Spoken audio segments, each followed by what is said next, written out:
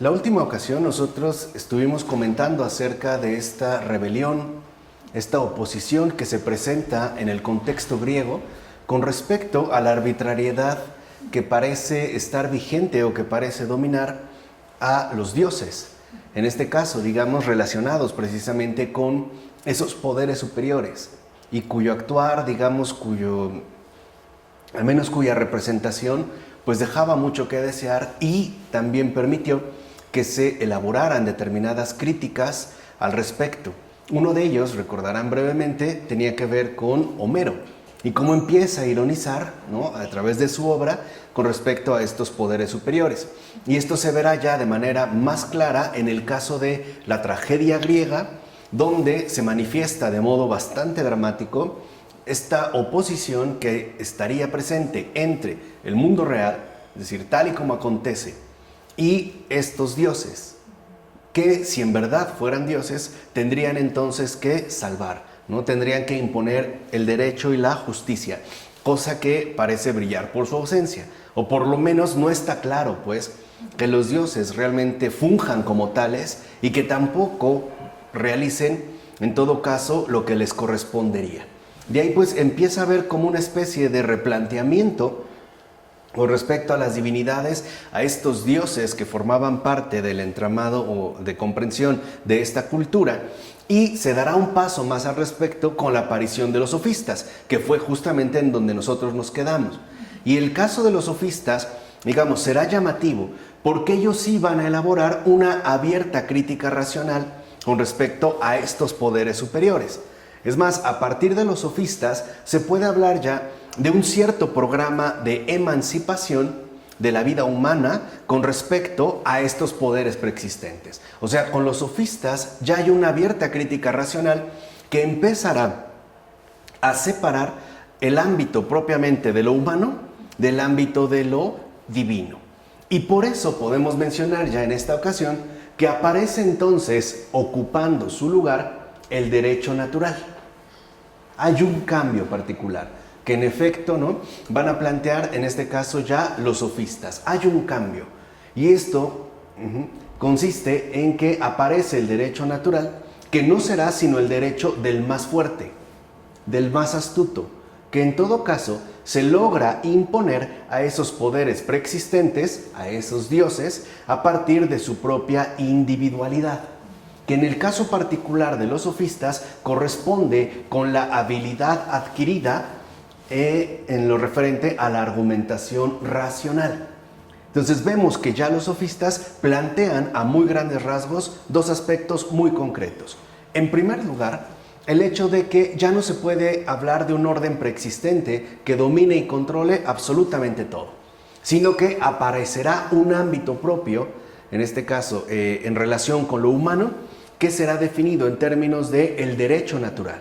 Y este derecho natural es aquel que logra imponer el ser humano a partir precisamente de su propia individualidad. Por ejemplo, a partir de su fuerza sobresaliente, en tanto resulta ser el más fuerte, o a través, por ejemplo, de su astucia.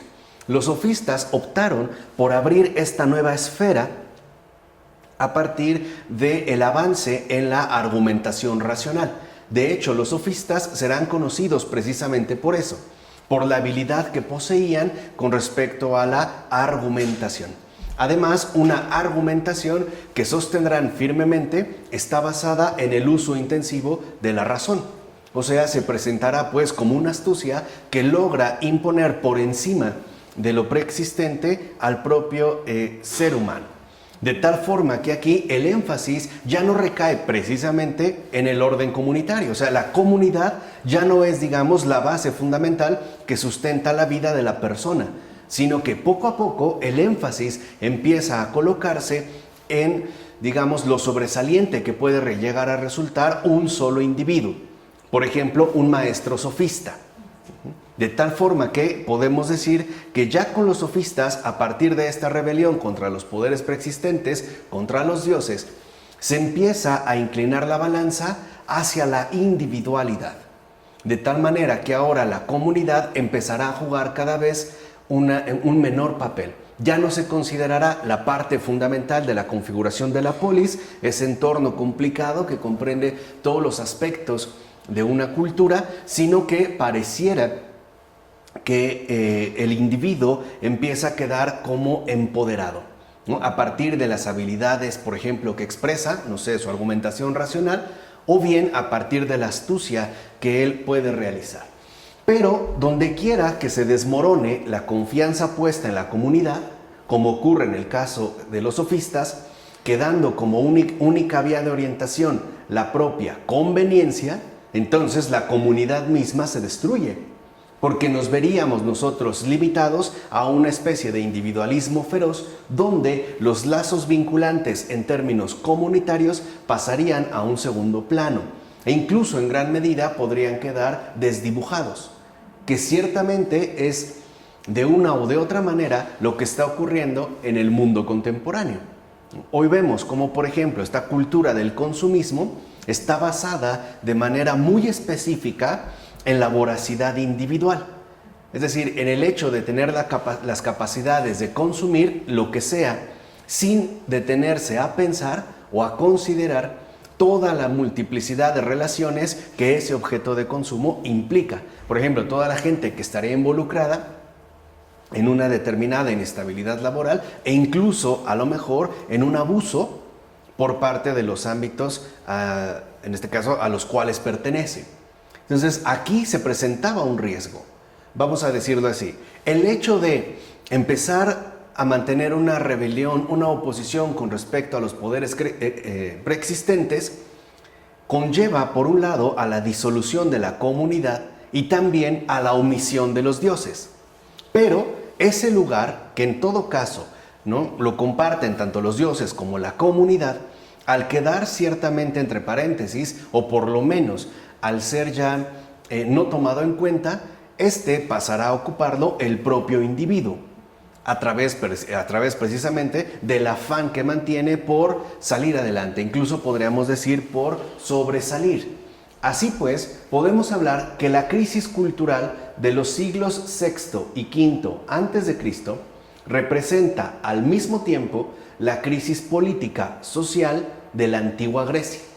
Un aspecto que suele pasar desapercibido porque en particular el siglo V es considerado el siglo de oro de Atenas, por lo menos de la antigua Grecia, por las figuras que ahí estuvieron presentes, Platón, Aristóteles, y también por esta figura representativa de ese esplendor griego aterrizado en Pericles. No es el siglo de Pericles, donde va a dar justamente un gran impulso a las artes, al desarrollo de las técnicas y a la configuración de un Estado más o menos organizado. Incluso podríamos decir también, sobre todo, un Estado, una polis, caracterizada por el auge que adquieren las ciencias y las artes. De hecho, tanto Platón como Aristóteles intentan responder a tal crisis, que en realidad es crisis espiritual. ¿Por qué? Porque tanto Platón como Aristóteles se dan cuenta de esta desintegración de la comunidad, es decir, se dan cuenta que la aportación que ahorita han realizado los sofistas no se queda a un nivel superficial, sino que tendrá una repercusión mayor en tanto crisis política, es decir, en la disolución de la comunidad, y por ende los efectos que trae consigo la postura sofista será de índole social. Esto lo perciben muy bien tanto Platón como Aristóteles, pero además se van a dar cuenta los dos de que esta crisis política es en realidad crisis espiritual. ¿Por qué? Porque en todo caso apunta precisamente a lo más profundo de la existencia. En tanto, por decirlo de esta manera, el individuo quedaría enajenado de sus raíces más esenciales, que en principio son ciertamente sociales. Entonces, al quedar desarraigado de su matriz sustancial, entonces el propio ser humano, en tanto existente, tenderá a desmoronarse, ¿no? Terminará pues resquebrajándose. Lo mismo que ocurriría en el caso de la comunidad. Pero para poder responder a esta crisis política, que dijimos de fondo es ya más bien una crisis espiritual, no lo van a hacer ni Platón ni Aristóteles queriendo volver hacia atrás la rueda de la historia. Es decir, en este caso en concreto, restaurando el mundo mítico, como se presentaba, por ejemplo, en Homero, sino que ambos ahora van a orientar su postura hacia adelante, van a dirigir su mirada en aquello que tendría que ocurrir a partir de entonces, vamos a decirlo así, de aquí en adelante. Y en efecto, podemos mencionar que ambos se adentran en la ilustración y proceden a buscar, precisamente con ayuda del método sofista, nuevas fuerzas orientadoras que vuelvan a hacer posible la comunidad, que en este caso en concreto es precisamente lo que se entiende por polis. O sea, no solamente un conjunto de individuos compartiendo un mismo espacio geopolítico, sino una comunidad cuyos lazos de vinculación suelen ser enormemente complejos. De tal forma que cuando se habla de la polis, se habla de esta comunidad en su muy variada complejidad. Entonces, aquí lo primero que vemos es que uno de los intentos centrales, tanto de Platón primero, como de su discípulo Aristóteles, es precisamente poder hacer de nuevo posible la comunidad. Podemos decir que uno de los grandes intentos, tanto de uno como de otro, es la restauración de la polis. ¿Por qué? Porque a final de cuentas, la individualidad sobresaliente en la que se han basado los sofistas, pues termina atentando contra el corazón mismo de la polis. Por eso Platón, apoyado en Sócrates, contrapondrá al derecho natural del más astuto y del más fuerte el derecho natural del ser, en el que a cada uno corresponde un lugar dentro de la totalidad. Y esto es muy importante, porque para Platón lo fundamental no es la individualidad, sino la totalidad y el respectivo lugar que dentro de esta totalidad cada cosa ocupa. Vamos, de tal manera que entonces para Platón podemos decir lo que es más importante no es la individualidad, sino la comunidad. De tal forma que habría que entender esta totalidad y el respectivo lugar que a cada cosa le compete. Y este lugar precisamente para Platón corresponde con el derecho natural del ser. Algo que no es auto-otorgado, que no es algo asignado por uno mismo en base, por ejemplo, a mi astucia o a mi fuerza. Es decir, basado en todo caso en mi propia individualidad, sino algo de lo cual yo participo, que no he creado, que no he generado, y el cual en efecto me termina vinculando con una totalidad mayor, ¿no? De tal forma que por eso Platón va a contraponer a ese derecho natural el derecho natural del ser. Por eso podemos decir que para Platón es importante que la justicia corresponda con la auténtica verdad, que para nada es algo individual y tal verdad será la auténtica realidad. Entonces, para Platón aparece dentro de su esquema una especie de triada muy fundamental y que tiene que ver con la justicia, en tanto ésta en efecto responda del derecho natural del ser, el cual en todo caso va a apuntar a la verdad. Y cuando realmente está enraizado en la verdad, entonces es que se podrá captar o manifestar la auténtica realidad, en este caso la totalidad. Podemos decir que entonces para Platón, en todo caso, esto sería lo más importante. La verdad es más real que la mera vida biológica y el lograr imponerse. Y esto es algo muy importante en el planteamiento platónico. El papel que juega la verdad dentro de su esquema es un papel ciertamente trascendente.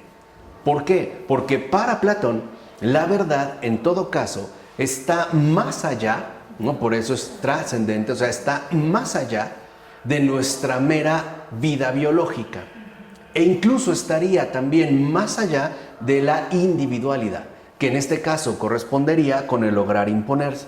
Yo ya lo he dicho en otras ocasiones, pero simplemente para tener una mejor comprensión de lo que ahorita estamos exponiendo, que en español, por lo menos, tendemos a presentar una confusión al respecto, Porque cuando nosotros hablamos de vida, tenemos solo una palabra, y es esta, vida, al grado de que tenemos que acompañarla por un adjetivo. Por ejemplo, hablo de vida biológica o bien de vida espiritual, pero en griego no. Y por eso, para Platón, lo mismo que ocurre en el caso del Evangelio, es mucho más fácil acceder a esta distinción esencial.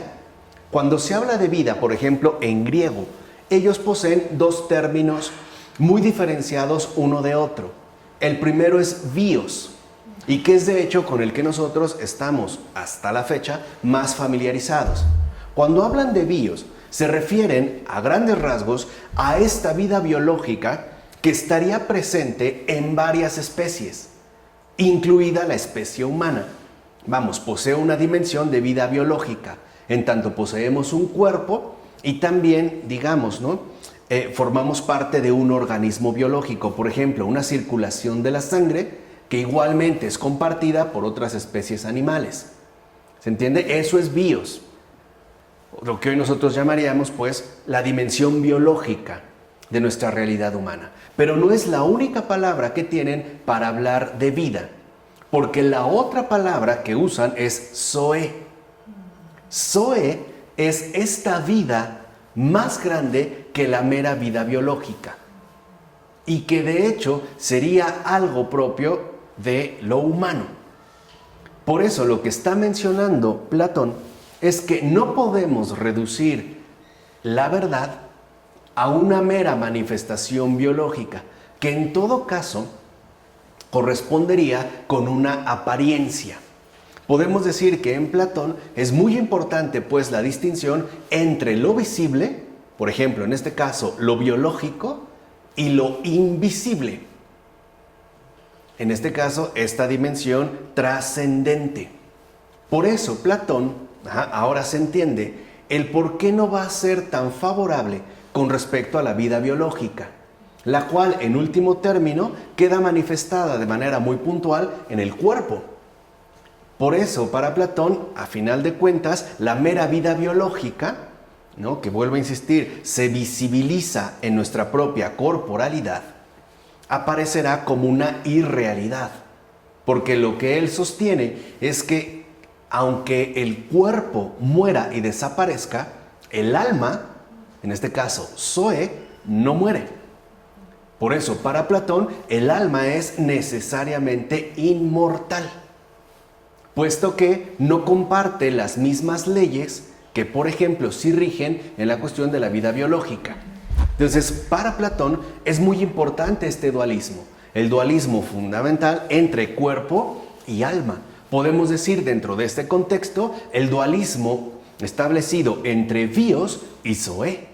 Entonces, para Platón, lo importante es que lo que están planteando los sofistas, por ejemplo, el sobresalir por encima de, por ejemplo, a través de ser el más fuerte o el más astuto, tendría que ver con la mera irrealidad biológica, es decir, con la apariencia.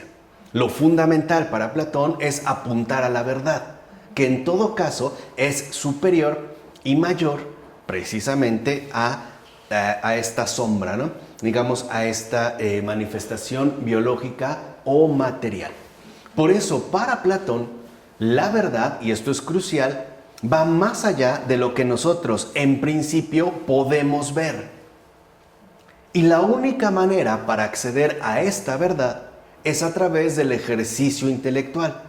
En este caso, a través precisamente de la filosofía. Entonces, si nosotros quisiéramos acceder a la realidad, pues tendríamos que hacerlo a través de la verdad. Y para lograrlo, tendríamos que ir más allá de las meras apariencias visibles a las que de ordinario nosotros tenemos acceso. ¿Se entiende ahora cuál sería, digamos, como el planteamiento al respecto? Por eso, para Platón, lo fundamental es atender a esa realidad cuya verdad no es inmediatamente visible y que de hecho apunta más bien a otro tipo de visibilidad, y que en este caso correspondería con la contemplación de las verdades eternas, y que en Platón llevan el nombre de ideas. porque precisamente las ideas no serían algo material, sino algo inmaterial.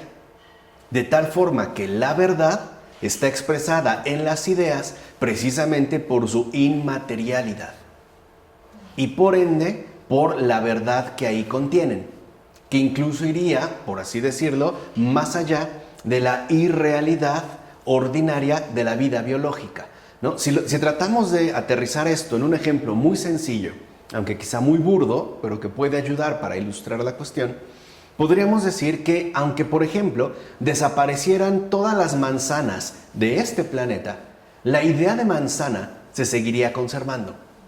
No sería posible destruirla.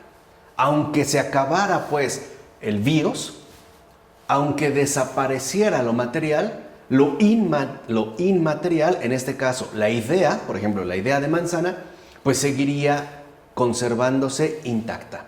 No se vería pues afectada por la transitoriedad del mundo biológico. Así pues, quien se decide por la verdad y por ende por la justicia, que en Platón no tiene que ver con un ámbito netamente legal, sino con la adecuación profunda al derecho natural del ser, pues se decide a sí mismo por lo verdaderamente real, que es justo ahorita lo que hemos mencionado. Entonces, para Platón, lo importante es decidirse por la verdad, por ende por la justicia, y por lo tanto orientarse hacia lo que correspondería a lo verdaderamente real. Ahora, esta idea que contribuye a la restauración de lo político y por tanto hace posible la consolidación de la comunidad, que es como hace rato mencionamos, ¿no? El objetivo principal que tienen en mente, tanto él como Aristóteles, adquiere en Platón un fundamento religioso, cosa que en el caso, por ejemplo, de los sofistas ya había desaparecido. Platón le va a otorgar un fundamento religioso. Más, Platón lo desarrolla a partir de la tradición religiosa de su tiempo, intentando al mismo tiempo señalar, frente a la religiosidad superficial del mito, la existencia de fuentes más auténticas de sabiduría, o sea, fuentes más profundas de sabiduría. De ahí que su pensamiento no se encamine hacia una filosofía de la pura razón, o sea, una especie de constructo elaborado a partir de la propia capacidad racional, sino que más bien, en Platón, su pensamiento se encamine a conducir a la razón, a encontrarse otra vez a sí misma a partir de las tradiciones fundamentales que hacen posible la verdadera comunidad. Podemos decir que entonces para Platón lo importante es que la razón logre reencontrar esa trascendencia que la supera y que de hecho la consolida como la base más importante de lo que sería la realidad, en este caso la verdadera comunidad. Vamos, podemos decir que precisamente para Platón lo fundamental de la razón no es que apunte a una especie de atributo especializado humano, como lo querían plantear en todo caso los sofistas, sino que la razón a su vez necesita un auxilio divino, pues. Un auxilio trascendente para poder en efecto encaminarse hacia la verdadera comunidad, que como ya mencionamos corresponde con la realidad. Y aquí es donde habría que situar la muerte de Sócrates, que ante todo es martirio político. Y esto es bien importante, o sea, no podemos hacer como una especie de lectura anacrónica, tratando de imponer, por ejemplo, a la muerte de Sócrates, los criterios que hoy dominan para nosotros. Más bien, en el caso de Sócrates, es posible hablar de un martirio político, pues representa la prueba del rango superior de realidad que corresponde a la verdad frente al mero bios. O sea, es una luz que orienta hacia la verdadera comunidad y que permite entrever que el bios, en este caso la muerte física de Sócrates, no es lo que tiene la última palabra, sino que hay algo superior, una realidad, que en todo caso corresponde con la verdad. Entonces, esto en el caso de Platón es muy importante. Y con lo anterior, se pretende mostrar la inconsistencia de la interpretación del esquema platónico como algo individualista y dualista, ya que se ignora por completo la intención del pensamiento de Platón, que no consiste en desatenderse de lo terreno para huir del más allá, sino en volver a hacer posible la polis, o sea, lograr de nuevo la refundación de la política. Por eso no es casual que el último libro, al menos ya conocido como tal de Platón, sea Las Leyes, que es posterior a la República. Aunque esta sea más leída, el último libro de Platón, ya del Platón anciano, del Platón maduro, son Las Leyes. Porque ahí lo que a él le interesa es llegar a su objetivo primordial, que es la refundación de la política, que no tiene que ver para nada con un esquema meramente individualista y dualista a secas en términos individuales. Aunque, como dijimos, el dualismo, ¿no?, por él sostenido, es para resaltar esa otra dimensión mayor que lo meramente visible y o biológico. Entonces, en todo caso, la filosofía de Platón, primero, gira alrededor de la justicia, o sea, el no negar el derecho natural del ser, la totalidad. Segundo, se desarrolla en la crisis de lo político, o sea, está respondiendo también a un contexto muy concreto. Y tercero, se fundamenta a partir del reconocimiento de que la polis no puede tener consistencia si la justicia no es realidad. O sea, si la justicia no apunta hacia la verdad. Entonces, en síntesis, en el caso de Platón, la refundación de la política apunta al acceso a la verdad que no está dada dentro del parámetro de lo visible biológico, sino a una trascendencia hacia la cual nosotros tendríamos que orientarnos. Por ende, incluso la propia verdad no es algo individual y o subjetivo, sino que apunta a una realidad mayor. Así pues, podemos especificar el núcleo del pensamiento platónico de la siguiente manera. Para poder vivir biológicamente, el hombre tiene que ser más que bios, y por eso tiene que poder morir para alcanzar una vida más auténtica, ¿no?, que es en gran medida lo que nosotros ahorita venimos discutiendo. O sea, el bios ciertamente no apunta a lo más esencial del hombre. El hombre es más que bios, pero para poder alcanzar ese más allá, pues tiene que poder morir o tiene que morir para acceder en todo caso a la verdad. De hecho, la certeza de que la entrega a la verdad es entrega a la realidad y no un paso hacia la nada. O sea, para Platón no es ni siquiera concebible que al morir ya no hay nada, sino que para Platón al morir ahí se encuentra la verdadera realidad. O sea, ahí estaría la verdad, oscurecida o ensombrecida por el dominio del bios en nuestra existencia terrena, pero a final de cuentas hay algo más allá. Entonces, no es a la nada, es el presupuesto central de la justicia, la cual representa asimismo el presupuesto más elemental de la vida de la polis, y es también, por último, la condición esencial para la supervivencia biológica del hombre. Entonces, lo que podemos decir en términos más recientes es que dentro del planteamiento platónico, el bios tiene un sustento no biológico.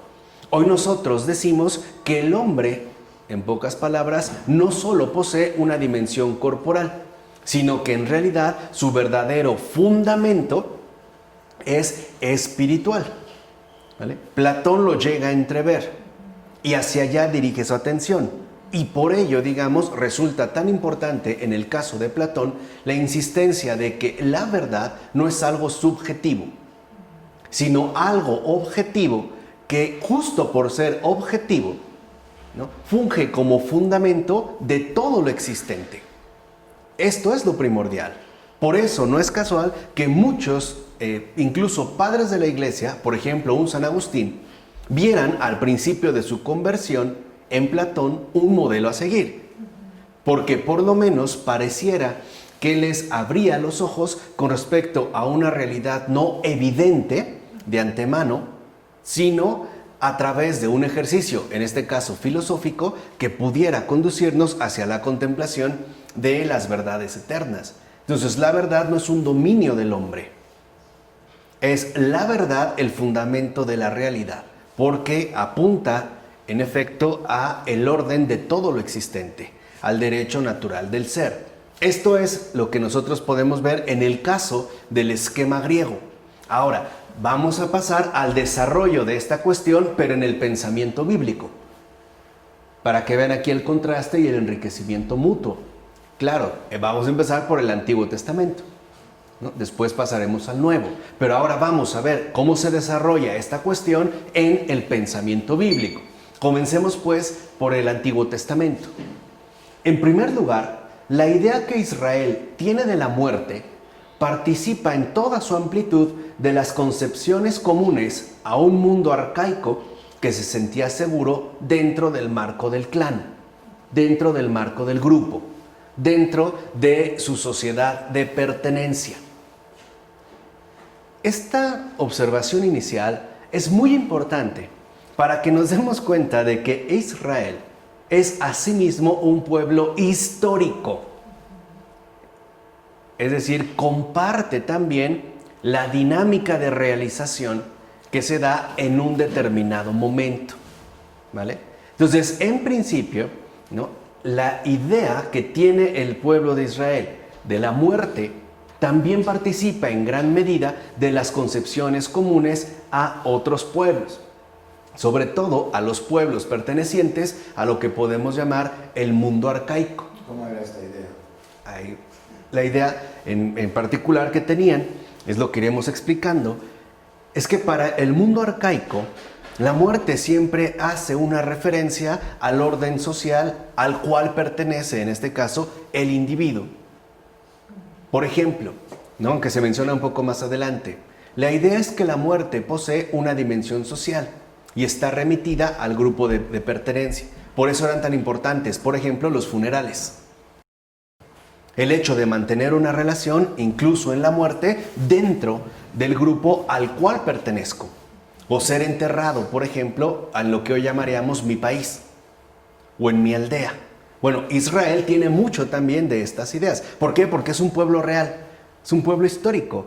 O sea, no está descontextualizado, sino que también representa un acontecer particular. Iremos viendo cómo será poco a poco, es decir, con el tiempo, cómo se harán realidad los cambios que se van operando de cara a la realidad. Es decir, según los acontecimientos que gradualmente van ocurriendo, en particular aquí sí, en el pueblo de Israel, y los cuales tienen que seguirse tanto de la negación de los dioses míticos. En pocas palabras, el pueblo de Israel poco a poco tendrá que realizar esa separación del paganismo circundante, en tanto a él se le ha revelado el Señor, como de la fe asumida en la unicidad absoluta de Yahvé, lo que hoy en términos modernos llamamos monoteísmo. Entonces, estos cambios graduales que Israel experimentará a lo largo de muchos años, a lo largo de su propia dinámica de realización, opera siempre en función de dos aspectos centrales. Por un lado, su desvinculación del paganismo dominante, o sea, la idea de que hay dioses, lo cual involucra pues una postura, al menos históricamente, muy particular, pero al mismo tiempo muy conflictiva. Porque si lo único que hay es paganismo, entiéndase, ¿no?, la afirmación, la convicción de que hay dioses, el decir que no y que solo hay uno, pues es terriblemente complejo. Y no es algo que se va a poder realizar de un día para otro. De hecho, veremos cómo si uno revisa el Antiguo Testamento, Israel va avanzando, va teniendo avances, pero también va teniendo tropiezos. Si uno lee con atención el Antiguo Testamento, veremos cómo el pueblo de Israel una y otra vez regresa a sus antiguas costumbres, o sea, al entorno del cual ha sido él, digamos, extraído, o del cual se les... Claro, como el becerro de oro, volver a la adoración de los dioses que ya se les ha mostrado que son inexistentes. Eso está en un primer nivel, vamos a decirlo así, o sea, pasar pues de la creencia común a la consolidación de la verdad. Eso es lo que está en juego. Y esto ocurre en la vida de cada uno de nosotros. La verdad de nosotros, en cada uno de nosotros, se irá consolidando gradualmente, podemos decir, a lo largo de toda nuestra vida. Nosotros, cada uno de nosotros, posee una historia en relación con la verdad. ¿De qué manera es que, por ejemplo, nos hemos ido más o menos, relacionando, vinculando con la verdad y creciendo, por así decirlo, en comunión? Entonces, en el caso del Antiguo Testamento, ese es un factor. Y el segundo factor es que tal desvinculación del paganismo circundante, que es, digamos, lo único que hay, dar el paso, ahora sí, en la fe de Israel, que va a tener como pilar central la confesión de un solo Dios y Señor. Este es como un punto importante, ¿se entendió? Vamos así como en qué consisten estas dos fases. Primero, separarse del paganismo para dar pie a la primacía de la fe de Israel. O sea, la confesión de que solo hay un solo Señor y un solo Dios, que sería el Dios de todo y de todos. Ahora, estos cambios, también hay que entenderlo, se debaten dentro de las crisis de las escuelas sapienciales.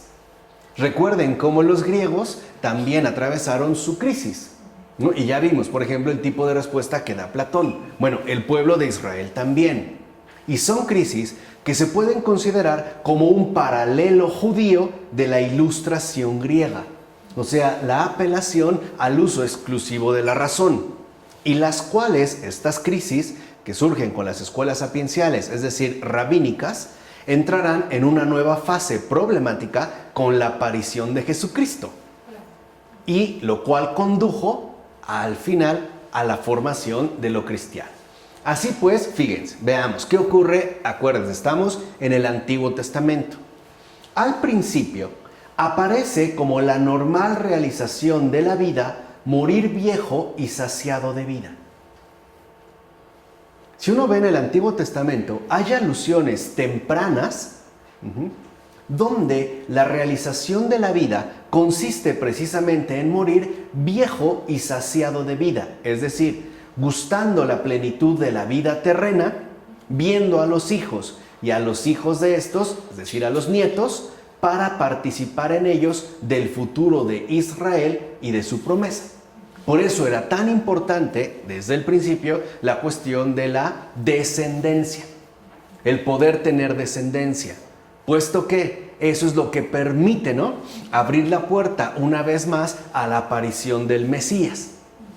Y el no tener hijos, por ejemplo, o la muerte demasiado temprana, siendo joven, etc., aparecen únicamente como ataque de la muerte. Fíjense, estamos hablando, por así decirlo, en la iniciación del pueblo de Israel, en su etapa formativa más temprana. Están en el kinder, pues, por decirlo de esta manera, ¿no?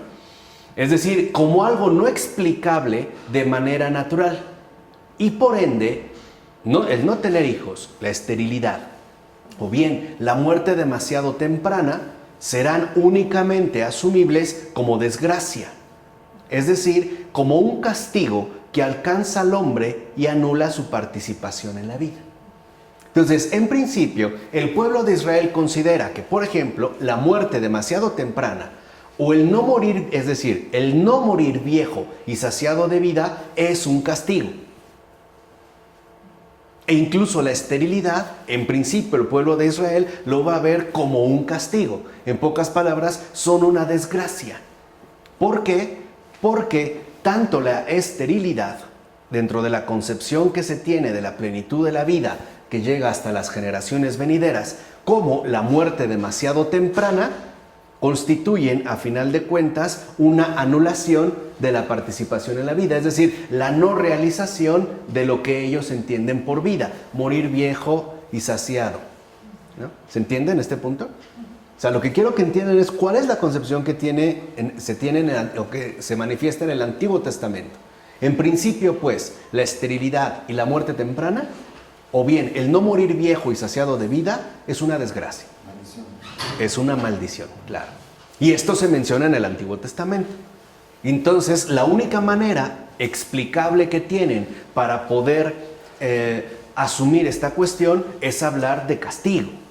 O sea, se le anuló su participación en la vida, se le castigó.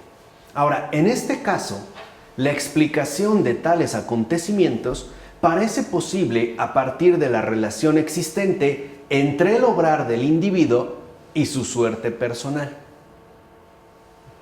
Es decir, esos acontecimientos, la esterilidad o la muerte temprana, se toman como consecuencia propia del pecado, de modo que, en realidad, la vida y el concepto de su justicia permanecen intactos también aquí.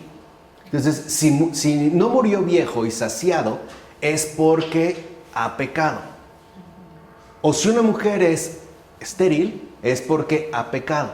En pocas palabras, lo que hoy nosotros llamaríamos, se trata de un pecado de Dios. Así lo ven en un primer momento. Esos acontecimientos mencionados se toman pues como consecuencias del pecado. Y en esta concepción global arcaica, es decir, antigua, no aparece todavía lo verdaderamente característico de Israel. Esta idea de que es un castigo no es pues exclusiva de Israel. También es compartido por ese mundo arcaico. Por eso es una concepción global arcaica. Aunque en tal concepción de Israel se admite también que la muerte no equivale simplemente a destrucción, que esa es también otra de las concepciones que posee el pueblo de Israel, es decir, en el Antiguo Testamento. El muerto, de hecho, baja al Sheol, donde lleva una existencia vacía como una sombra. Entonces, el muerto, digamos, no simplemente se anula.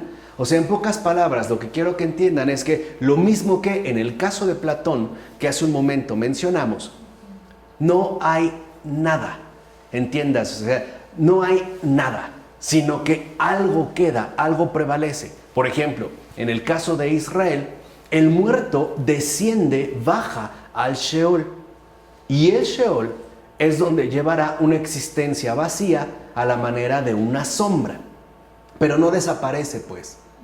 Podemos decir un poco en términos sarcásticos, todavía no ha hablado Heidegger, ¿no? Hablando de la nada, que también ya vimos en su momento. Incluso, fíjense, se considera que tal muerto puede aparecerse. Si puede haber una aparición de un muerto, a la manera de un ¿qué? Hoy, ¿cómo le llamaríamos? De un fantasma. Incluso recuerdan cómo en el Antiguo Testamento esta misma consideración se manifiesta cuando Jesús le dice que no soy un fantasma. Se está refiriendo a esta convicción que tenían. Incluso el hecho de que puede aparecerse hará que se le considere como inquietante y peligroso. Es decir, inspiraría temor y miedo. Pero aún así, o sea, aún por el hecho de que pueda llegar a aparecerse, está separado del lugar de los vivientes, del lugar de la vida, pues se mantiene confinado en una zona donde la comunicación es imposible. Y ahí está la clave fundamental del Sheol. El Sheol en el Antiguo Testamento significa el lugar de la no comunicación. Es la anulación total de la comunicación. Y ahorita, pero siguen teniendo ahí alguna esperanza de salir del Sheol. Aquí al principio no. En este primer planteamiento, el desarrollo de esta idea de Israel, históricamente como se fue dando, todavía no. Todavía consideran que está en esa zona, ¿no? Se transforma, es otra cosa, pues, pertenece, aunque pueda parecerse, al mundo de los muertos, ¿no? Es una forma vacía, pero ya ha perdido toda capacidad de comunicación. Ahí todavía no está la idea de los macabeos, de que están como en una espera. No, viene adelante. Viene después. Viene después. Aquí estamos, digamos, como en los planteamientos iniciales del Antiguo Testamento. Además, el Sheol se va a considerar que es destrucción de vida precisamente por la carencia de relaciones. O sea, al ingresar al Sheol, el muerto ya no tiene una relación genuina con los vivos. Ya no pertenece a ese grupo. Ya no forma parte de los vivientes. ¿Se entiende? Esto es lo que le da su, digamos, como su rasgo para el pueblo de Israel del Sheol. El hecho de que los que han descendido al Sheol, aunque pueden aparecerse e infundir miedo, o por lo menos parecer peligrosos e inquietantes, ya han roto relaciones con la comunidad de los vivientes. Ya no es uno de ellos, pues. Ahí se ha roto. Este es a un primer nivel. Y el abismo, el verdadero abismo de esa vaciedad, es decir, del Sheol, aparece en toda su amplitud en el hecho de que Yahvé no se encuentra allí. Eso es lo verdaderamente dramático del Sheol, pues allí no se le alaba. O sea, en el Sheol tampoco hay relación alguna con él. Esa es la verdadera hondura, la vaciedad del Sheol. Es decir, cuando un muerto desciende al Sheol, ya no mantiene relación ni con los hombres ni con Dios. Este es el verdadero rasgo, digamos, profundo del Sheol, de la concepción que se tiene en principio del Sheol. En el Sheol no se alaba a Dios. Y por lo tanto, la alabanza que establece una relación con Él, es decir, una vinculación, queda anulada. Entonces, el muerto, el que ha descendido al Sheol, ya no mantiene comunicación, relación, ni con los hombres, porque está muerto, ya no forma parte de los vivientes, ni con Dios, porque ahí no se le alaba. ¿Vale? ¿Vamos? La muerte es, pues, prisión que jamás acaba. Eso es el Sheol. Es esta vaciedad, esta prisión que jamás acaba. Es ser y no ser a un mismo tiempo. Un cierto ser todavía, porque es algo, y no obstante, un no vivir ya. No estoy vivo, pero tampoco estoy hundido en el mero no ser, puesto que aún como fantasma o como aparición me sigo manteniendo. Por ende, el Sheol es prisión que jamás acaba. Es ser y no ser a un mismo tiempo.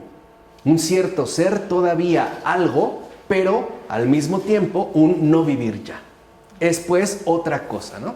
Hoy para nosotros quizá nos puede ayudar mucho la figura contemporánea del zombie. El zombie no está vivo, pero tampoco muerto. Es algo, pero no es humano, ¿no? Un poco para que lo entiendan. De tal manera que en principio el Sheol es prisión que jamás acaba. Ahora bien, si nos fijamos más en este no ser, que por otra parte, ya dijimos, no es la nada total, resulta imposible el conformarse con la muerte como algo natural. O sea, lo que ocurre con los muertos no es natural, ahí hay algo. No pueden entrar en una especie de conformidad total. Están asimilando, pues, la idea de la muerte. Y esto explica que se desarrollara, sobre todo en la oración de Israel, una fenomenología de la enfermedad y de la muerte, que es lo que ahorita vamos a exponer. Pero a ver, estos primeros puntos con respecto al Antiguo Testamento, ¿quedaron claros? ¿Podemos avanzar? Ok.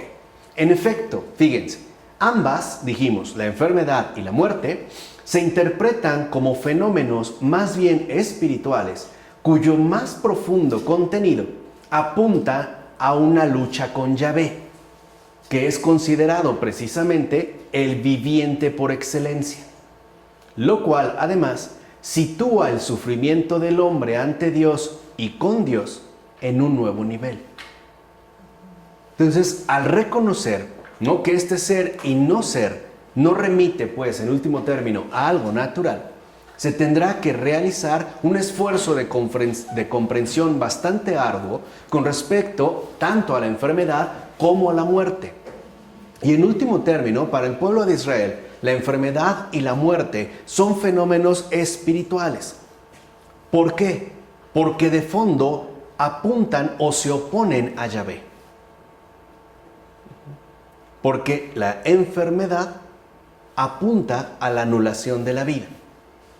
Hoy quizá para nosotros esta relación se ha perdido un poco, Pero recuerden que antes, cuando una persona enfermaba y enfermaba gravemente, decíamos que estaba en peligro, ¿qué? De morir. Entonces, digamos, tanto la muerte como la enfermedad, de fondo apuntan a una oposición con Yahvé. Porque Yahvé es el viviente por excelencia. Él es el vivo.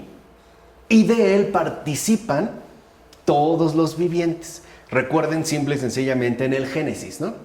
El Señor toma tierra, la configura y le insufla su espíritu, le sopla, le da su aliento de vida. Ahora, este aliento, incluso también para el pueblo de Israel, y que tiene vinculación incluso con el contexto griego, ese aliento de vida es lo que nos mantiene vivos. Pero cuando, por ejemplo, entra la enfermedad y finalmente llega la muerte, lo último que hacemos es expirar. Y expirar significa sacar fuera ese aliento.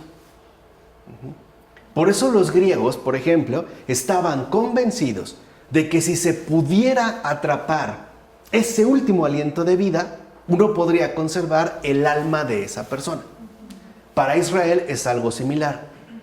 Cuando la gente muere, ¿no?, ese aliento de vida que lo ha mantenido, simple y sencillamente se retira.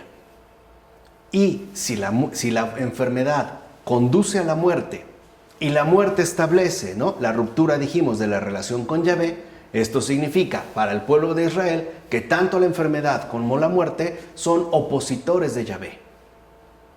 Y no son una cosa natural, sino una cosa espiritual. De ahí pues que la enfermedad sea descrita con calificativos de muerte. ¿Por qué? Porque la enfermedad hace perder al hombre la comunicación. Y esto no ha cambiado. Cuando una persona está realmente enferma, incluso, por ejemplo, ingresa en una situación crítica a un hospital, pierde hasta el conocimiento y pierde la comunicación, que es en todo caso lo que dijimos, ¿no? Expresa la característica fundamental de los vivientes. Entonces, de fondo, para el antiguo Israel, la enfermedad se mira como destrucción de las relaciones de vida. Incluso el tejido social se viene abajo como la estructura interna del cuerpo.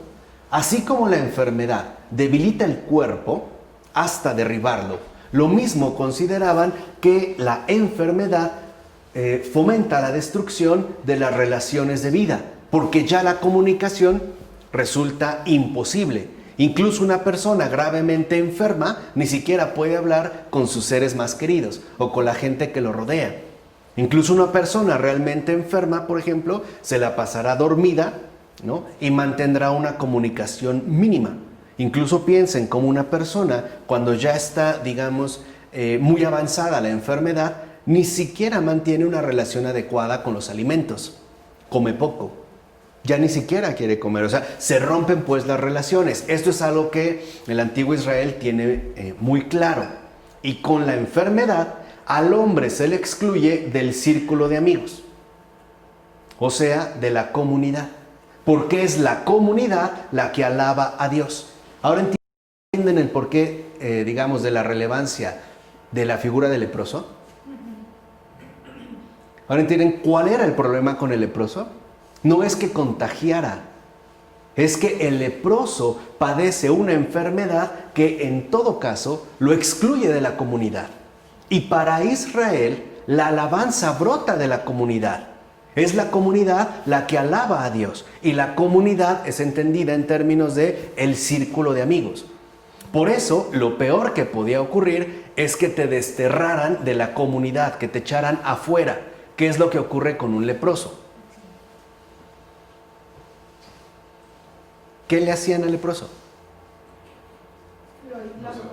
Lo echan fuera.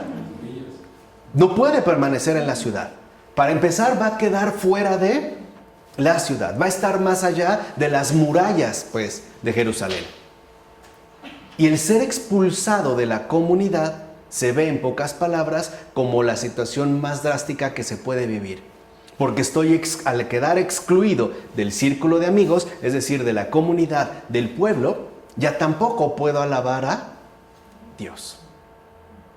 ¿Ahora entienden por qué Jesús cura a un leproso? ¿O no?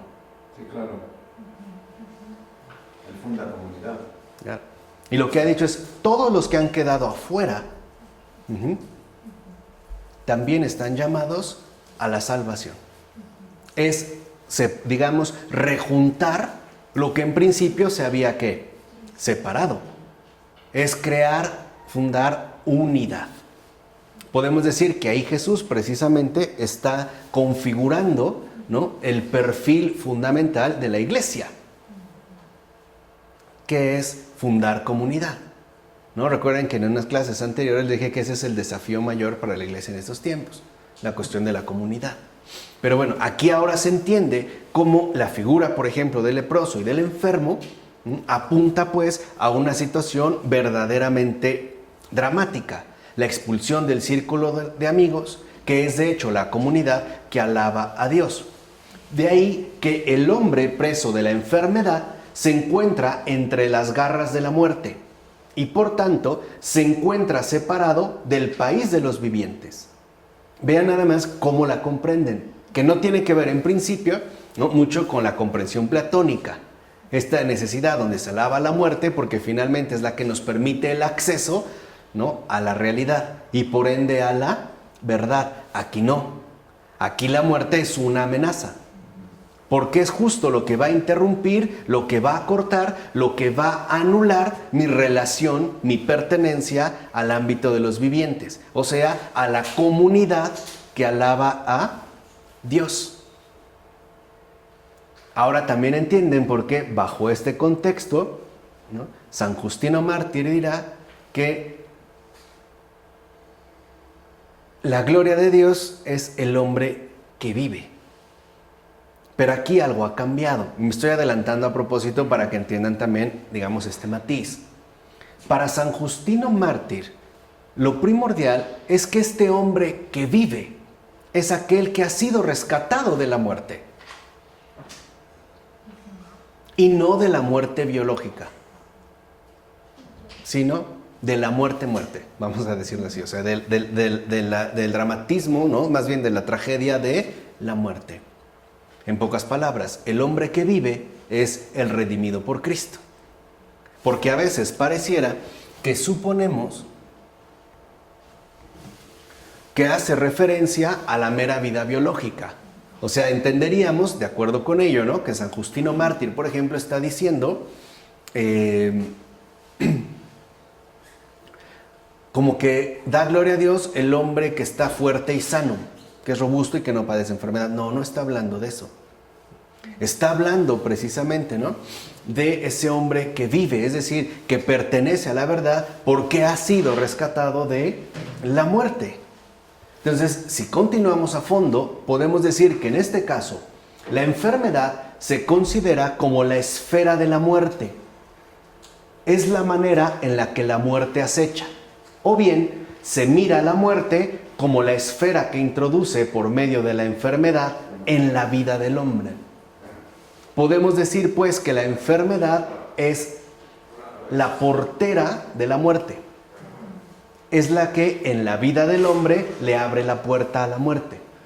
¿Vale? Aquí hay como una vinculación profunda. Y su esencia de la enfermedad es el abandono, el aislamiento, la soledad y en consecuencia la entrega al vacío. Mucha gente cuando enferma es abandonada, también es aislada y por ende también experimenta muchas veces dolorosa soledad. Y de ahí pues que, de acuerdo al pueblo de Israel, ¿no?, corresponda con la entrega al vacío. No obstante, y esto es fundamental, esta fenomenología de la enfermedad incluye a su vez una fenomenología de la vida. ¿Por qué? Porque para el pueblo de Israel no cualquier clase de existencia es realmente vida. Y esto es muy importante. O sea, esa es la manera en la que, por ejemplo, entendía, ¿no?, el antiguo pueblo de Israel. Dijimos, la muerte y la enfermedad. Pero a su vez le corresponde también una fenomenología, una comprensión profunda de la vida. Y la primera convicción es que no cualquier clase de existencia es realmente vida. De hecho, estaban convencidos de que hay vida que es no vida. Y pretender prolongarla no sería inmortalidad, sino perpetuidad de un tormento. Perpetuidad de una contradicción, como ocurre con la pretensión de lo que hoy llamamos vida contemporánea. Por ejemplo, si suponemos que realmente es vida someterse a tantas torturas dietéticas, a tantos tormentos, ¿no?, dietéticos corporales para mantener una determinada figura, y que además esperamos mantenernos así a perpetuidad. O sea, estamos buscando una especie de inmortalidad, que en realidad corresponde con un tormento. Entonces, la idea es que la vida humana no es simplemente vida por el hecho de su existencia. La vida propiamente tal la experimentamos una y otra vez, solo para constatar que nos es negada. O sea, morimos y enfermamos una y otra vez. En pocas palabras, para el pueblo de Israel está pues la idea de que esto que experimentamos no es la vida, que hay otra cosa, que tiene que haber precisamente otra vida. Es más, podemos decir la vida. ¿Y cuál sería la principal característica de la vida? Pues la ausencia total de muerte y enfermedad. ¿Vale? O sea, hay una intuición, pues. Hay una intuición que esto que nosotros experimentamos como existentes no es vida. Hay pues un deseo de vida. Y vuelvo a insistir, para nosotros es más complejo porque utilizamos una sola palabra. Pero hay que entender, por eso a veces la utilizamos cuando hablamos de vida eterna. Porque la verdadera vida eterna no es una inmortalidad indefinida, sino que la vida, en cuanto tal, es eterna. Y es esto justamente lo que más anhelamos. Entonces, no basta con considerar que por existir, vamos a decirlo, por estar aquí, ya estamos vivos. No, tendríamos que acceder a algo más grande, que se acuerdan también, es una de las intuiciones profundas de Platón, que hace rato comentamos. Vamos, por decirlo brevemente, la existencia solo es vida cuando encuentra la verdad. Si no, no se trata de vida. Es una existencia tormentosa. Eso ya es una concepción más avanzada. Claro, en el caso de Israel. Sí, o sea, lo que quiero que vean es su realización histórica. O sea, no es un invento, pues. Es un pueblo que también tuvo un momento histórico de realización y que es larguísimo. Cubrió siglos. O sea, es literal. Podemos hablar de un pueblo milenario, ¿no? O sea, es como si quisiéramos abordar la cultura prehispánica. No podemos hablar solamente, por ejemplo, de los aztecas. Ellos a su vez remiten a todo un proceso de gestación bastante profundo. Y veremos cómo hay adecuaciones, modificaciones. De hecho, podemos decir que el pueblo de Israel, lo mismo que cualquier cultura, que cualquier pueblo, que cualquier persona, tiene una historia, es decir, un particular desarrollo. En el sentido en el que Newman lo ha desarrollado, por ejemplo, en su libro, acerca del desarrollo de la doctrina cristiana. O sea, es una realidad histórica. No es algo que se dio de un momento para otro. Se tuvo que ir dando gradualmente un avance. Piensen nosotros, hemos tenido avances con respecto a la comprensión del misterio trinitario. O sea, ha habido un desarrollo, pero la realidad es que no lo tenemos absolutamente claro. ¿O sí? ¿No? Ni siquiera de la encarnación de Jesús, o de su pasión, de su resurrección, o del nacimiento virginal, ¿no? A través de la muy santa Madre de Dios, la Virgen María. Tampoco. Hemos ganado mucho terreno. Pero también para ganar este terreno se han tenido que superar muchos extravíos. A veces hay avances, a veces esos avances son, digamos, muy pronunciados y bueno, pues hay desvíos, equivocaciones, vienen hasta herejías, pero eso es parte de esta maduración. de este crecimiento. Y es justo lo que estamos tratando de mostrar en el caso del pueblo de Israel. En todo caso, la vida real existe ni más ni menos que donde la enfermedad, la soledad y el aislamiento no se dan. Fíjense, o sea, esto es como una convicción importante. Dijimos, ¿a dónde conducía precisamente la enfermedad? A la soledad, al abandono, al sufrimiento y por lo tanto, ¿no?, al vacío. Bueno, la vida real para el pueblo antiguo, para el antiguo pueblo de Israel, es aquella donde la enfermedad, la soledad y el aislamiento no se dan. Podemos decir entonces que para el pueblo de Israel hay vida donde existe abundancia de plena realización, o sea, de amor, es decir, de comunidad, comunicación. Y vean cómo desde el principio el pueblo de Israel sí tiene un vislumbre trinitario. Por lo menos tiene un vislumbre, aunque sea mínimo, de que lo que llamamos vida es comunidad, es comunicación, es comunión, que es Dios. ¿Qué es Dios? ¿Es comunión? Es la comunidad de vivientes. Es la comunicación eterna de la vida. Vamos, allá hay un vislumbre, pues, ¿no? De que esto, pues, que nosotros experimentamos, sobre todo si nos fijamos únicamente en el bios, no es vida, sino que la verdadera vida es abundancia de realización, o sea, de comunidad y comunicación, que es justo la idea que tendrán de amor. O sea, en síntesis, hay vida donde se contacta con Dios. Pues para el pueblo de Israel, ¿no?, una existencia que no se mantiene en contacto con Dios no puede llamarse vida, porque no está vinculado o enraizado al autor de la misma, que es como hoy lo quiere sostener, por ejemplo, el mundo contemporáneo. Hoy el mundo contemporáneo nos quiere convencer una y otra vez que aunque no mantengamos una relación con Dios, no importa, estamos vivos. Pero la verdad es que no estamos vivos. No estamos dando gloria a Dios porque en realidad no estamos vivos. ¿Y cómo vamos a estar vivos si no estamos conectados a la fuente auténtica de la vida? O sea, por ejemplo, lo que lleva un no creyente no es vida, es mera existencia. Por eso Jesús después dirá, dejen que los muertos entierren a los Claro. muertos. Claro, manténganse dentro de esta línea. O sea, ya saben, pues ahora se entiende mejor, que tengan, digamos, como todo este trasfondo. Adelante se verá más. Pero lo que sí quiero que entiendan en este caso es que en efecto la vida solamente brota de la comunicación con Dios,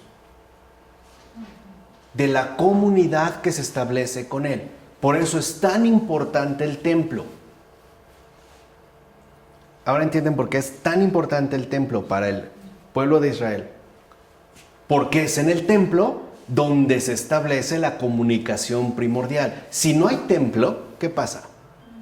No hay comunicación. Entonces se acabó lo que llamaríamos vida. Se acabó la comunidad con Dios, se acabó la comunicación con Dios, ya no se puede contactar con Él. Y por ende, eso, simple y sencillamente, no es vida. Entonces, no crean que por tener un bajo colesterol, unos muy bajos niveles de azúcar, una piel tersa y unas rutinas drásticas de fitness y CrossFit, están vivos. No es verdad. Esa no es la verdad. Eso es estar arraigado en la mentira.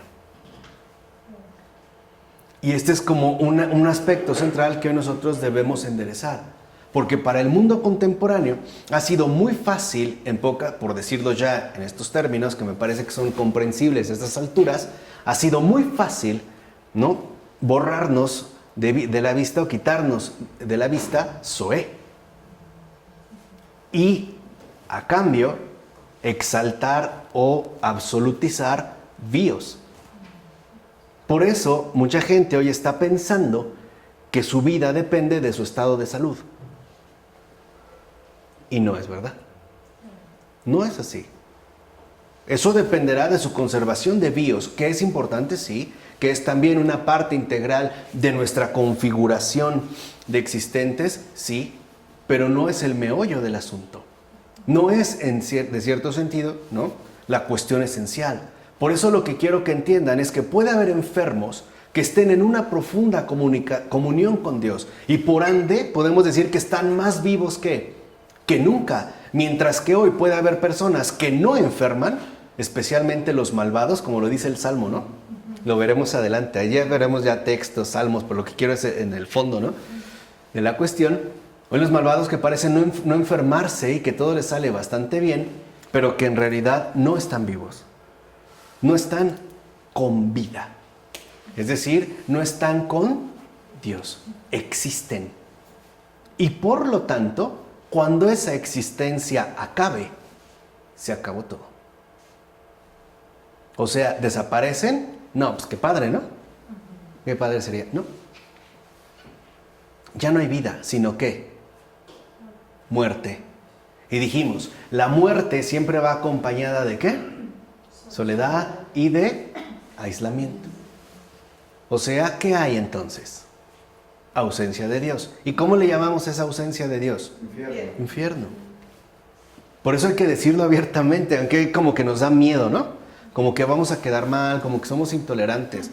Pues no, pues es la verdad. Y este es, digamos, como el motivo fundamental, ¿no?, en el que estamos exponiendo precisamente este aspecto de metafísica. De ahí pues que para el pueblo de Israel la vida se llega a identificar, por tanto, con bendición. En principio, es una bendición. Pero entiéndase, la vida no bios.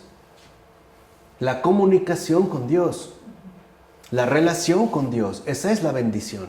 De tal manera que la muerte, por supuesto, va a equivaler entonces a maldición, porque es lo que rompe la comunicación con Él. Lo que nos excluye o nos arranca de la comunidad de los vivientes, ¿no? O sea, de la comunidad que ciertamente alaba a Dios. Ahora, vida significa entonces, antes que otra cosa, comunidad. Y en primer lugar, ¿con quién? Con Dios. Mientras que la esencia de la muerte es la carencia de relaciones. Esa es la esencia de la muerte en el antiguo Israel, la carencia de relaciones, como ocurre hoy en día. Hoy decimos que vivimos en la era, por ejemplo, de las redes sociales, y la verdad es que nos hacemos cada vez más antisociales. Incluso podemos decir más asociales. Ya ni siquiera mantenemos relaciones cuerpo a cuerpo, físicas, materiales, sino virtuales, por ejemplo. Y muchas de ellas imaginarias o inventadas, ¿no? Para muchos incluso un acto sexual se puede hacer vía realidad virtual. Ya ni siquiera tiene que mantener una relación física con otra persona. Ahí está la esencia de la muerte para el antiguo de Israel, el pueblo de Israel, la carencia de relaciones. Ahora, ciertamente, la mera realidad física del existir o del desaparecer pasa a un segundo plano frente al fenómeno profundamente humano, social y en definitiva teológico de aquello por lo que la vida constituye el hombre en su condición real. Esto es lo primordial. O sea, lo fundamental ya no está entonces en el desaparecer o el dejar de existir. Vamos a decirlo así, el término del bios, la conclusión de la existencia biológica, sino que de fondo lo que realmente importa es si el hombre está o no en comunión con la vida. Y para poder estar en comunión con la vida, primero tiene que entrar en comunicación con la verdad. Y para poder entrar en comunicación con la verdad, primero tiene que seguir el camino de Cristo.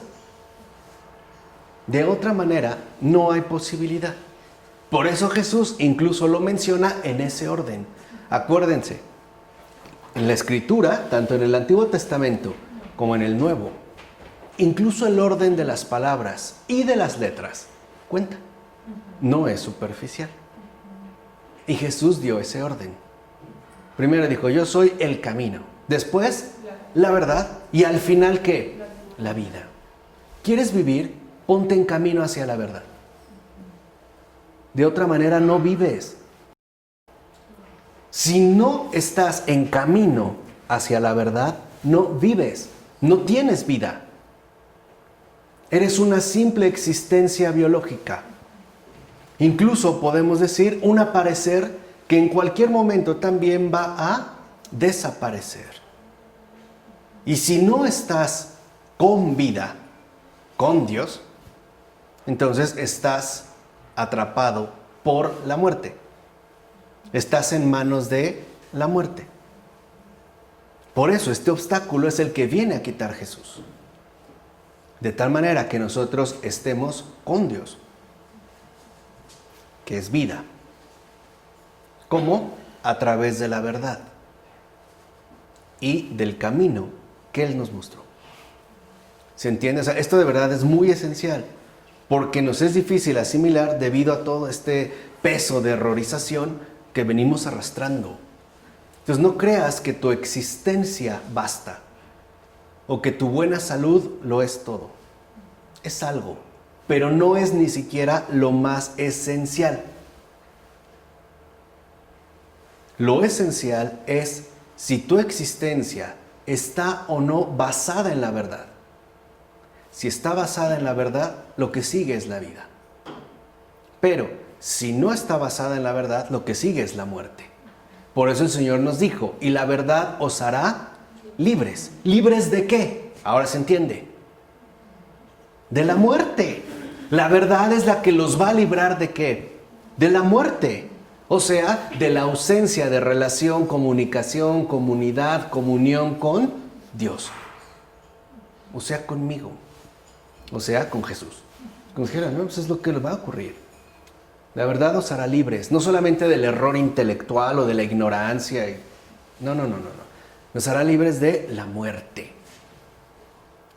Porque uno ingresa a la vida solo a través de la verdad. Acuérdense, sin verdad no hay vida, aunque nos cueste un poco de trabajo asimilar. Bueno, y un día, por supuesto, el pueblo de Israel pues tenía que plantearse la cuestión de si este hecho no estaba apuntando a dos direcciones. Si por una parte el hombre físicamente vivo puede estar muerto, es decir, si puede encontrarse en la carencia de comunión con los demás, ¿no tiene que ser, por otra parte, más fuerte que la muerte física la fuerza de la comunión? Al menos de la comunión con Dios. Dicho brevemente, el pueblo de Israel se empieza a cuestionar lo siguiente. ¿No puede continuar la vida más allá del hundimiento físico? O dicho de otra manera, ¿quién tiene la última palabra? ¿Dios o la muerte? Vamos, no es cualquier cosa, ¿eh? No es una cosa meramente banal o secundaria, es esencial.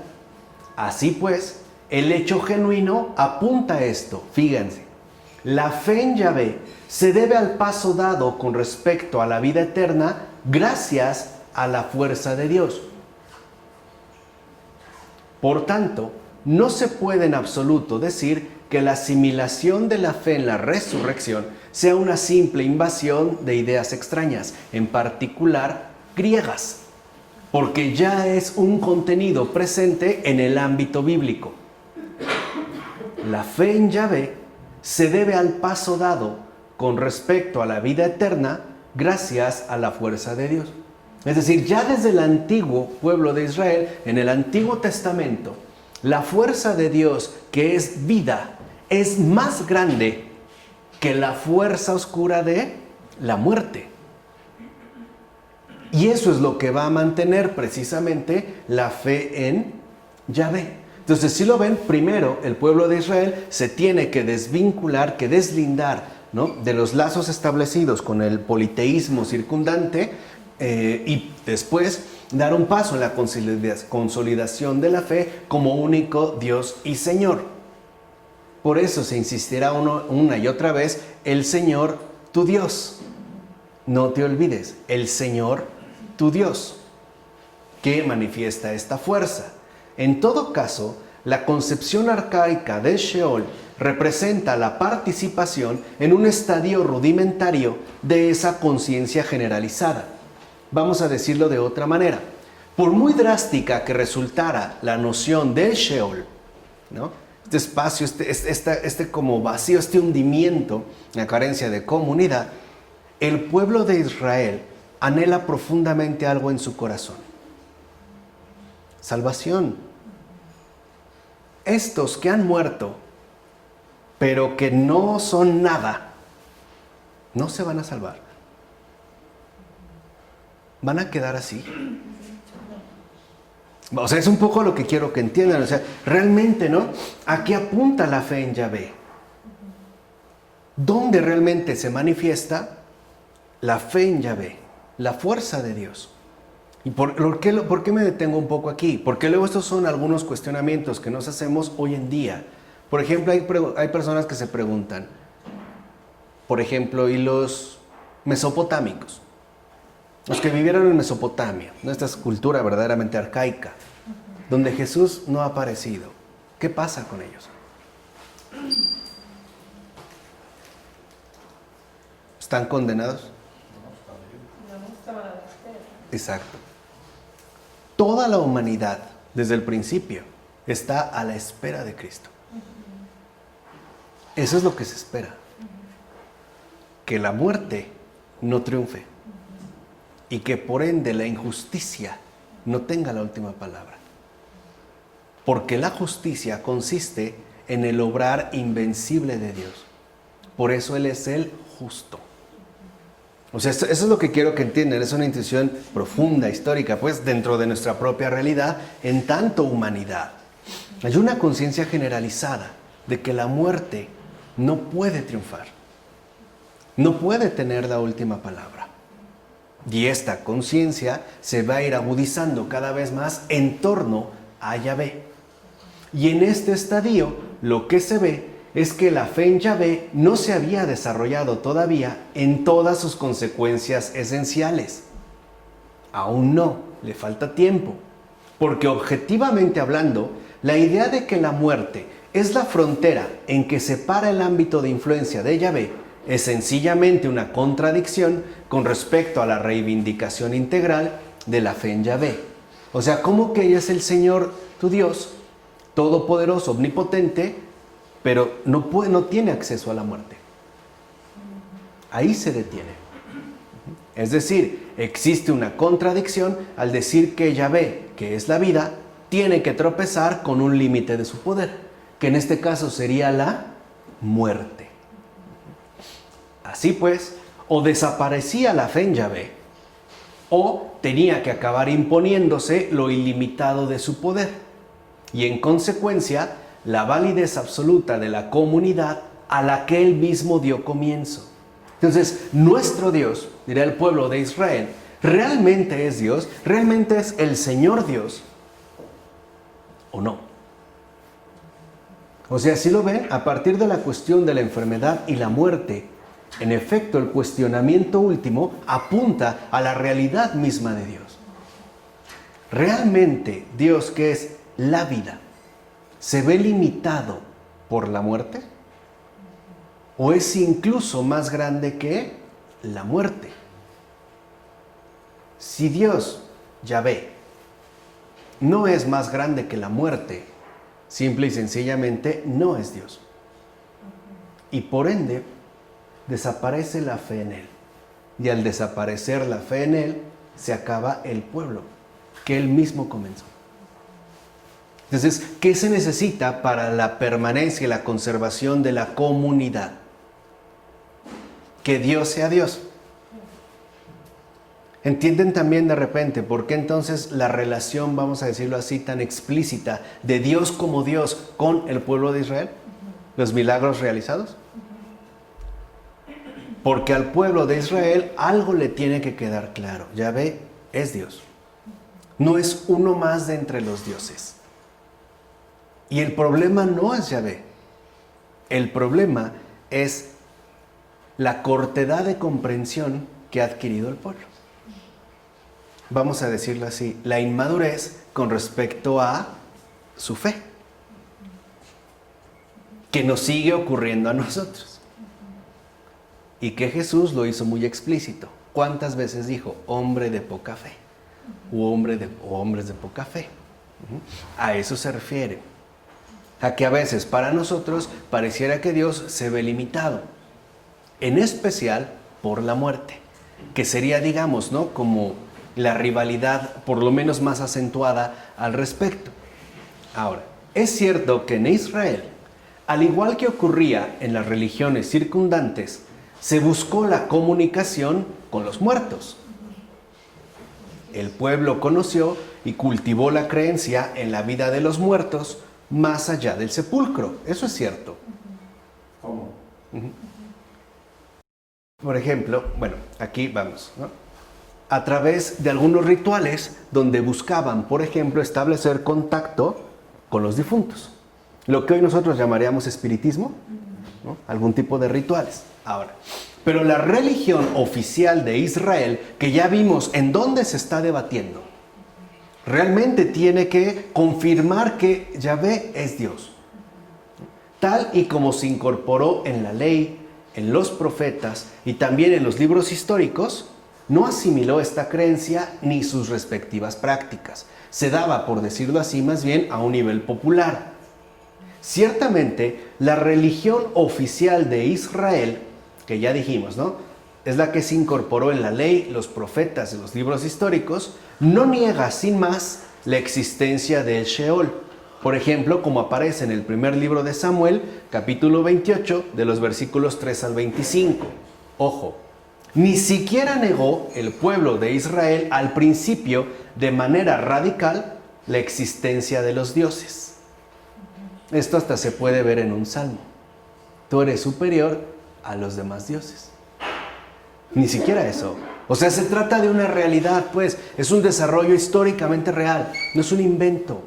Y posee su propio dramatismo de realización. Pero todo lo que tiene que ver con la muerte, aquí sí, de acuerdo a la religión oficial de Israel, se considera impuro. Ahora, ¿qué significa que todo lo que tiene que ver con la muerte es impuro? Pues que es rechazable para el culto. Fíjense esta intuición profunda.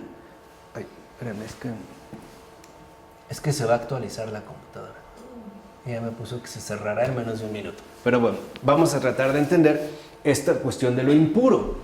Quiere decir que ya en la religión oficial de Israel, lo impuro, que es aquello que proviene o que tiene que ver con la muerte, simple y sencillamente es rechazable para el culto porque no es propio de la comunicación con Dios. ¿Se entiende? Por eso lo impuro no puede participar, no puede integrarse al culto. Porque la muerte es el antagónico de Dios, no en el mismo nivel, sino en cuanto a la postura, ¿no?, que podríamos asumir con él con respecto a su ser Dios. ¿Vale? De tal forma que en esta línea, ¿no?, una de las cosas, digamos, principales en las que podemos nosotros detenernos es darnos cuenta, insisto, una vez más, la importancia que tiene el tomarnos en serio el acontecer histórico. Que veamos que no es una falsedad, ni algo a lo que se llega de improviso, ni súbitamente, salvo que sea un don de gracia muy especial. Pero se requiere, pues, un avance, un alcance gradualmente realizado. Lo mismo que pasa, lo que dijimos al último, el pueblo de Israel ni siquiera, por ejemplo, negó la existencia de otros dioses al principio de forma radical. Como que sí, como que no. Como que hay dioses, pero Dios es el Dios a su vez de estos dioses. Y eso es parte del esquema arcaico. Para el mundo antiguo hay dioses, pero dentro de estos dioses hay categorías. Hoy diríamos hay una jerarquía. Piensa, para el esquema griego, como el dios de los dioses es Zeus, pero no es el primero. Si, por ejemplo, acudimos a la mitología arcaica de Hesíodo, en su teogonía, podremos ver cómo los primeros son Gea, que es tierra, y Urano, que es el cielo, no Zeus. Zeus vendrá mucho después, pero él alcanza, debido, ¿no?, a su comportamiento poco honorable, vamos a decirle así, poco digno de un Dios, ¿no? El estatus de ser Dios de dioses, ¿vale? Entonces, en el caso de Israel, ¿no? Para que entendamos, es la referencia que se va generando con respecto a la fe en Yahvé y cómo, en lo último que mencionamos, esta fe en Yahvé también tiende a profundizar en la realidad misma de Yahvé. Vamos a decirlo de otra forma para terminar el día de hoy. Para el pueblo de Israel, el encuentro con la verdad también es gradual. Y su fe en Yahvé involucra su comunión con la verdad. Aunque eso involucre hacer a un lado, romper muchos esquemas que no sirven porque no son comunes, o sea, no están en comunión con la verdad. En particular, la comprensión arcaica que se tiene tanto de la enfermedad como de la muerte. Por eso, para el pueblo de Israel, algo tiene que quedar muy claro. Yahvé es vida. Y para acceder a esta vida, primero hay que acceder a la verdad. ¿De acuerdo? Okay. En nombre del Padre, del Hijo, del Espíritu Santo. Amén.